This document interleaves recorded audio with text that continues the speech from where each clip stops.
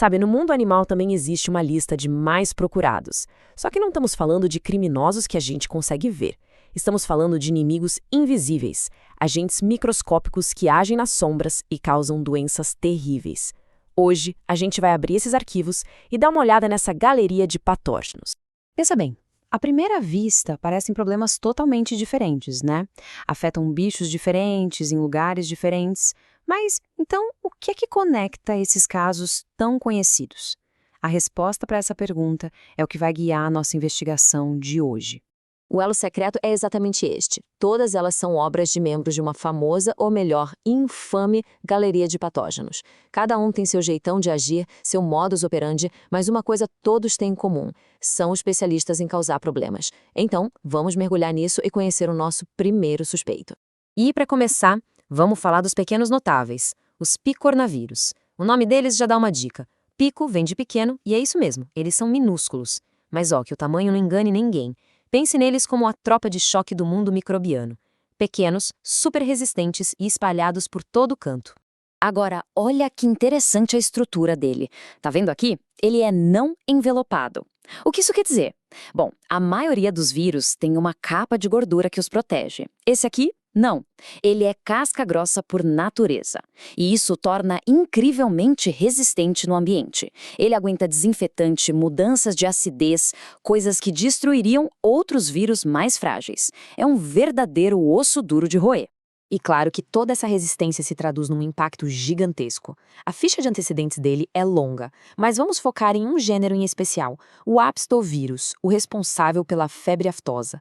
Essa doença é um pesadelo, tão contagiosa que pode simplesmente paralisar o comércio internacional de carne, causando perdas econômicas absurdas e exigindo um controle super rígido no mundo todo. Seguindo na nossa lista, a gente chega numa família que infelizmente ficou bem famosa nos últimos anos. Com um visual todo característico que lhes dá o nome, com vocês, os coronavírus, os assassinos coroados. E essa imagem aqui ilustra perfeitamente o porquê desse nome. Corona, em latim, significa coroa. E se a gente olha bem de perto, dá para ver umas pontinhas saindo da superfície do vírus, os tais peplômeros. Elas formam essa espécie de coroa, sabe? E o pulo do gato tá aí. São justamente essas pontinhas que o vírus usa como se fossem chaves mestras para invadir as células do hospedeiro.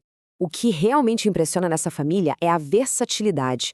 Eles não se limitam a um tipo de alvo, não. Atacam desde gatos, causando a peritonite infecciosa felina, que muitas vezes é fatal, até as aves de criação, com a bronquite infecciosa, que bagunça toda a produção de ovos.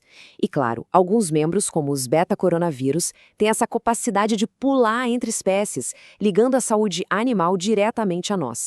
Agora, os nossos próximos criminosos não agem sozinhos. Eles são mais discretos, como agentes secretos que usam um cúmplice para fazer o trabalho sujo. E esse parceiro espalha o problema de forma silenciosa e muito eficaz. O principal vetor? O mosquito. O plano de ação deles é um golpe perfeito em 3 etapas. Primeiro, o piloto de fuga. O mosquito pica um animal que já está doente e pega o vírus de carona.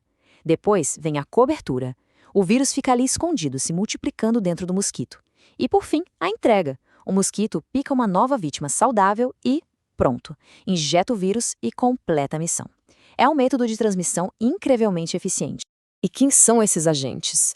A lista inclui nomes de peso, como o vírus da encefalite equina, que pode ser fatal para cavalos e também para nós, e o famoso vírus do Nilo Ocidental, que já se espalhou pelo mundo todo.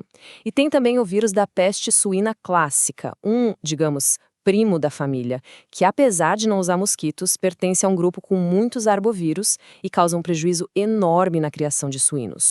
Ok, até agora, todos os nossos suspeitos eram vírus. Organismos simples, mas tecnicamente vivos. Só que agora a gente vai para o membro mais estranho e talvez o mais assustador da nossa galeria. Um agente que simplesmente quebra todas as regras da biologia. Então, se prepare para uma reviravolta na nossa história. E se o agente por trás de uma doença fatal não for um vírus, nem uma bactéria, e nem mesmo um organismo vivo? Esse é o prion, e ele é basicamente uma proteína. Uma proteína normal chamada PRPC, que todo mundo tem no corpo. O problema começa quando uma delas, por algum motivo, se dobra do jeito errado, se transformando numa PRPSC. Essa versão renegada funciona como um molde do mal.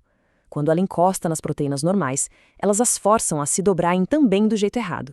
É uma reação em cadeia, um verdadeiro efeito dominó que vai destruindo o cérebro. Essa comparação aqui deixa a diferença bem clara.